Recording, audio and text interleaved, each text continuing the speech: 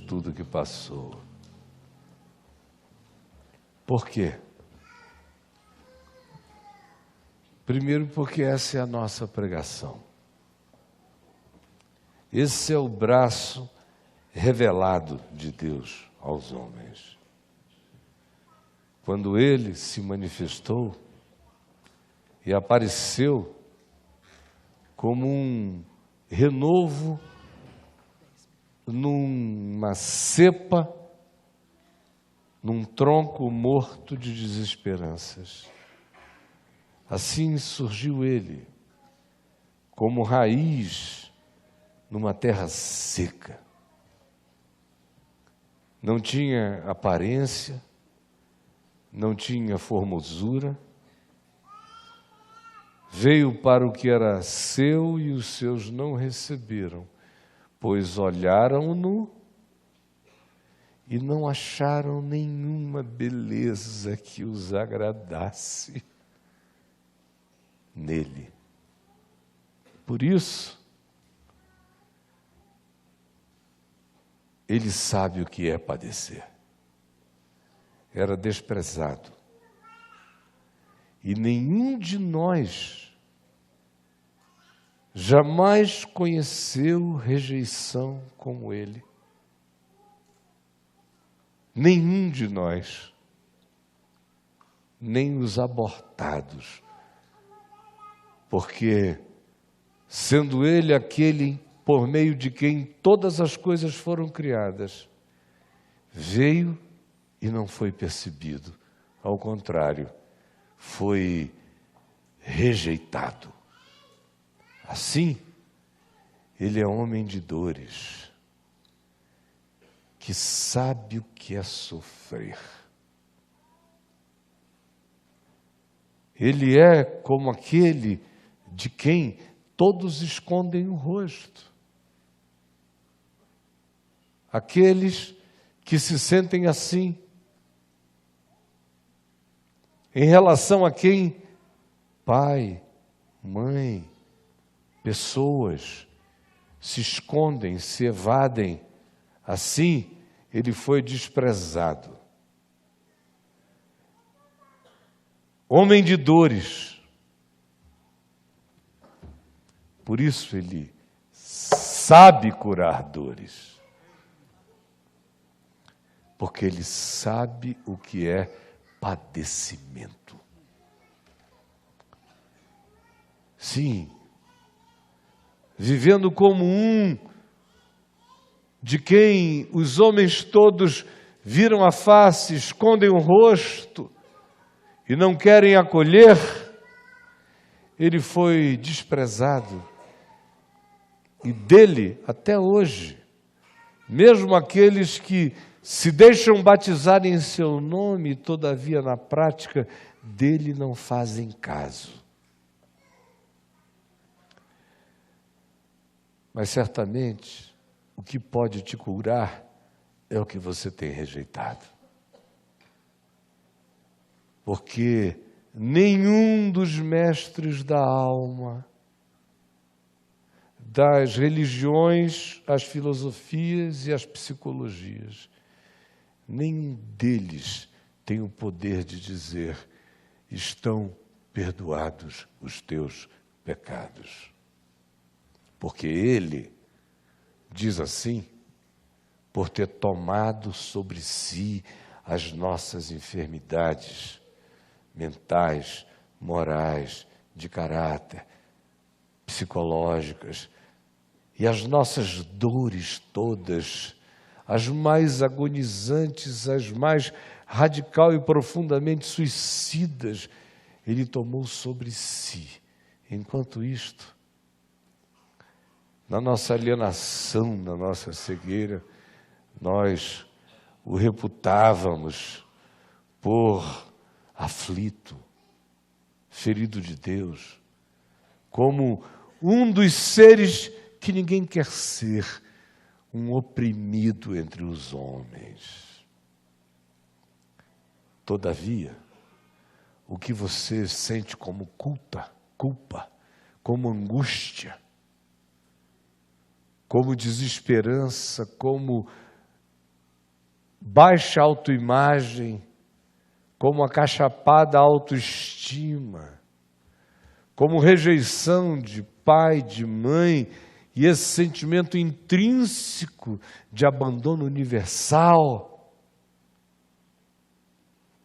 estava sobre ele. Ele foi traspassado pelas minhas dores, tanto quanto pelas minhas transgressões, e foi moído pelas minhas iniquidades e pela soma das dores de nós todos.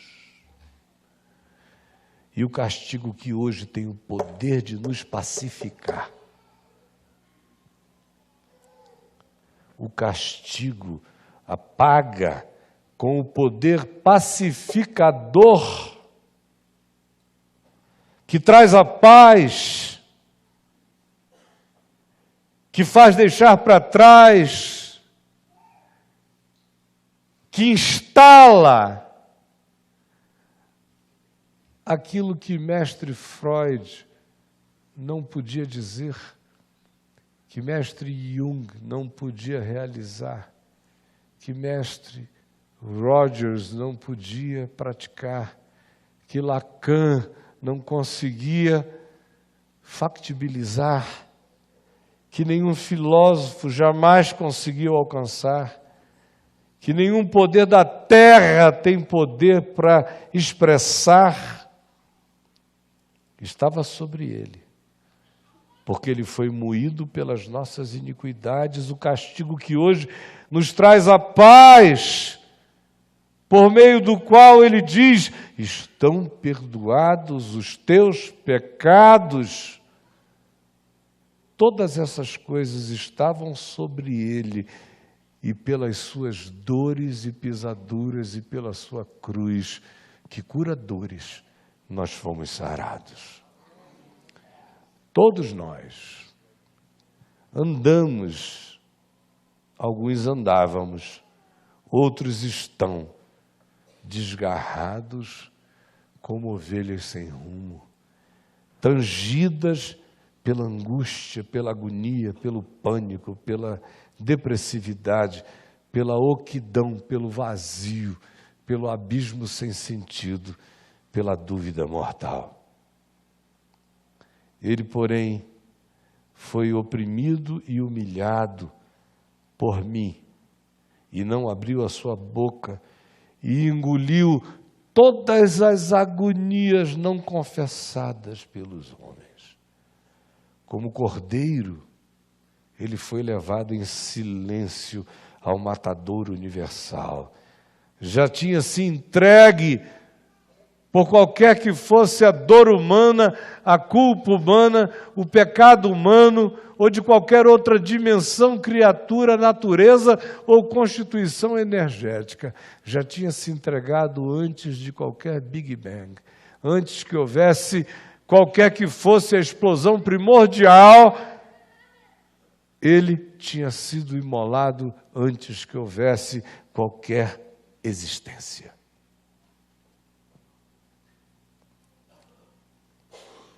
Por juízo opressor na história humana, por conspiração de perversidades que bem revelam o conteúdo e o significado da nossa essencial maldade, ele foi arrebatado, sem ser reconhecido, sem ser discernido, foi cortado da terra e da história humana, mas por causa da transgressão de cada um de nós é que ele foi ferido. Designaram-lhe a sepultura com perversos. Com rico ele esteve na sua morte, foi sepultado na sepultura do rico de Arimateia. Posto que nunca fez injustiça alguma, nem dolo, nem maldade alguma jamais se achou na sua boca. O pagamento que recebe é a integridade que pratica, e que vem sobre ele como esmagamento da maldade humana. Todavia, foi Deus, o Pai, quem agradou moê-lo, fazendo enfermar, para que eu possa deixar na cruz, onde existe poder para curar dores.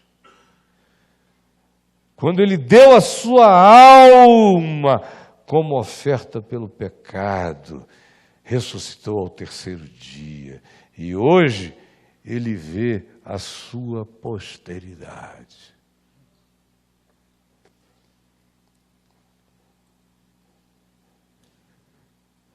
Eu quero ser, e sei que sou, tua posteridade. E nós o somos. E a vontade do Senhor prosperará nas suas mãos. E eu me ofereço para que a tua vontade prospere na minha vida. Ele verá. Ele vê hoje, Ele te vê, Ele me vê.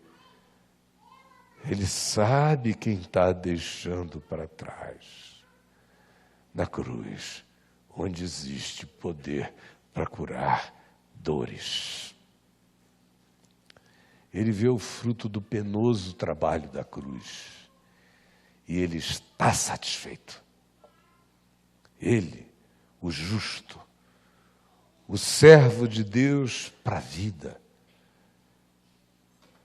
com o seu evangelho, justifica muitos, justifica todo aquele que crê e se apropria sem mérito dessa graça que nos cobre e que nos diz: os teus pecados estão perdoados. Por isso, Deus diz: eu darei muitos como galardão dele. Eu quero ser o galardão do teu amor, Jesus. E com os poderosos, ele repartirá o despojo da sua conquista, mostrará e exibirá o ganho da sua entrega, a vitória da sua oferenda e o poder resgatador aplicado às consciências que viviam em dores e que agora experimentam o castigo que trouxe a paz, a graça de se saberem justificados no Evangelho. Ele foi contado com os transgressores. Contudo, levou sobre si os pecados de muitos. E pelos transgressores, ele intercede hoje. Vou deixar na cruz.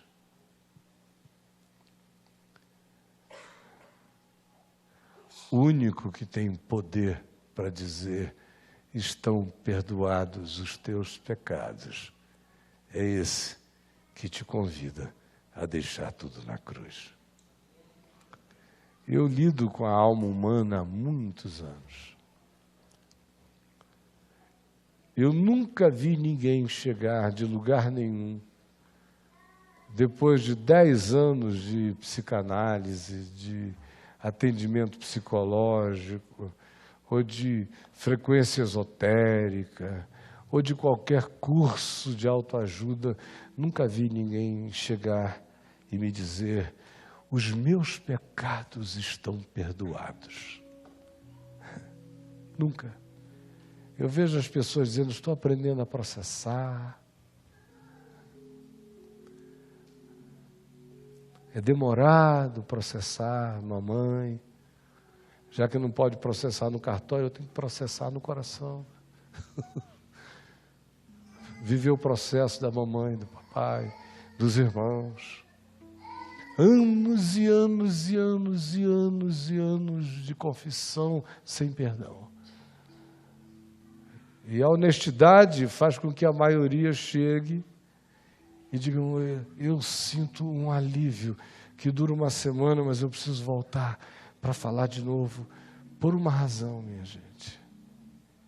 Tudo isso é muito bom e eu conheço essas ciências todas e elas têm a sua utilidade inicial. Mas elas não conseguem terminar, olhar na cara de ninguém com aquela autoridade que o Evangelho me dá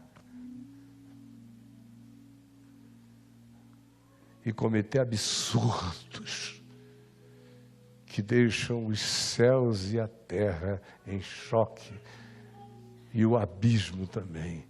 Anjos perplexos, humanos sem compreender e dimensões espirituais das trevas com a raiva do dom e da autoridade que Deus concedeu a vermes como eu e como você, se você crê. Que é o de olhar, por exemplo, no olho de um policial militar em Tiberíades, há 22 anos atrás, que me agarrou num grupo grande que eu levava, me pediu um socorro depois de um jantar, e eu levei até o meu apartamento, no Tiberíades Plaza, bem dentro da água, e sentamos na sala, na varanda praticamente, e o homem começou a chorar, chorar, chorar, chorar, que eu pensei que ele ia morrer de chorar. Até que ele conseguiu falar. Ele falou: será que Jesus salva um executor, carcereiro e verdugo como eu, que na minha atividade policial me envolvi com o Esquadrão da Morte e matei 77 pessoas. Ou eu já estou no inferno. E chorou, chorou, chorou, chorou, chorou, uma eternidade de choro. E eu levantei o homem, olhei na cara dele,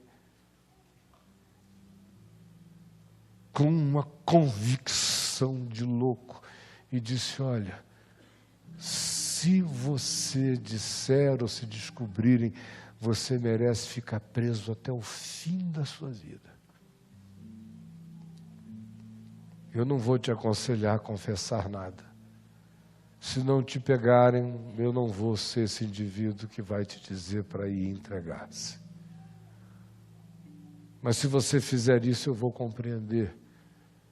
Mas se você um dia fizer isso, faça isto com uma certeza. E ele disse: qual é? Eu falei: eu quero tomar o teu lugar se eu estiver te enganando. Mas eu te digo, em nome daquele que me possui, que os teus pecados estão perdoados. Por nenhum homem, nenhum governo, nenhuma justiça, nenhum juiz, nenhum sistema pode te perdoar. Agora, o reino que eu sirvo não é do STF, nem do STJ, nem da primeira, nem da segunda instância. Não tem nada a ver com a lei de 1940. Eu estou servindo ao reino que condena, que aceita que o condenado que merece a condenação pague, ao mesmo tempo em que, se houver arrependimento, ele vai morrer ouvindo Jesus dizer: hoje mesmo estarás comigo no paraíso. Aí anos passaram, veio o ano de 98, a minha vida foi esbagaçada, como muitos de vocês acompanharam e boa parte do país. 99 foi um horror. 2000, no segundo semestre, eu tinha encontrado a Adriana fazia alguns meses, um amigo meu me pediu para pregar numa reunião que ele queria organizar para mim, no Scala, lá no Rio de Janeiro, onde eu já tinha pregado centenas de vezes antes. Aí eu fui com a Adriana, com meu pé, com um espinho no pé, de um ouriço do mar, numa ilha que nós fomos visitar, e me atingiu.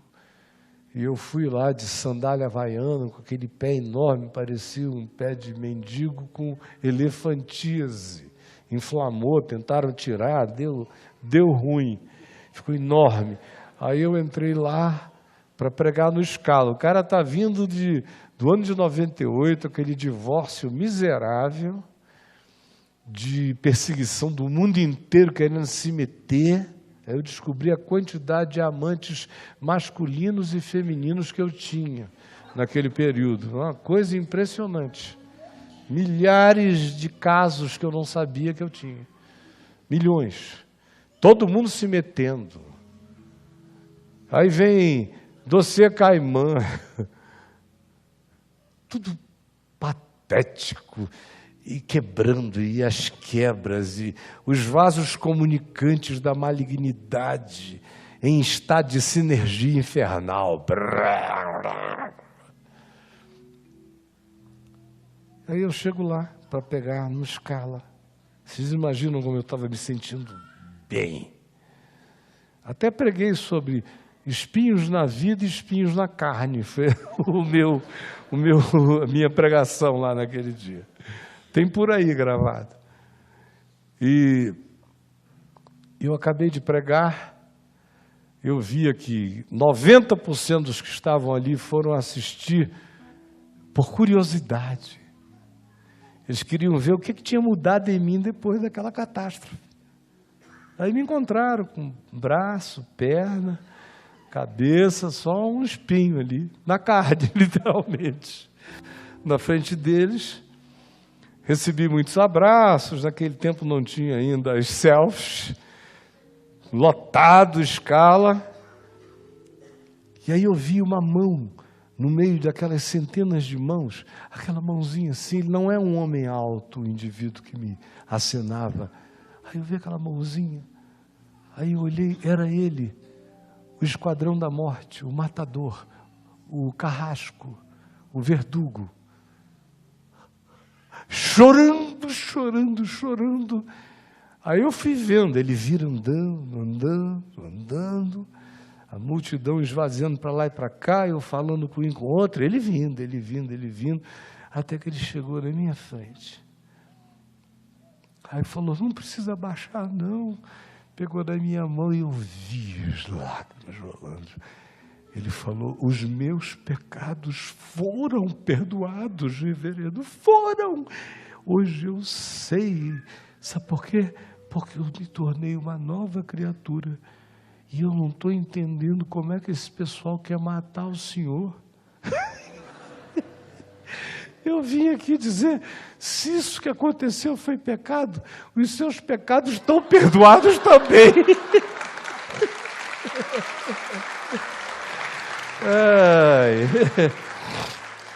Isso é uma experiência que Freud nunca teve. Nunca chegou e falou assim, filha, estão perdoados os teus pecados, vá em paz, deixa na cruz, onde existe poder para curar dores. Isto não existe em lugar nenhum da terra. Ninguém perdoa pecados em nome de Maomé, por exemplo. Não dá. Ou em qualquer outra que seja a perspectiva, a melhor versão é reencarna de novo para ver se melhora. Para ver se você, da próxima vez, faz um ISO e vai até o Imetro, ajeita o que estava errado e prossegue, faz um novo lançamento, faz um recall. Mas dizer, estão perdoados os teus pecados, só se você aprender a deixar na cruz. Não é como é que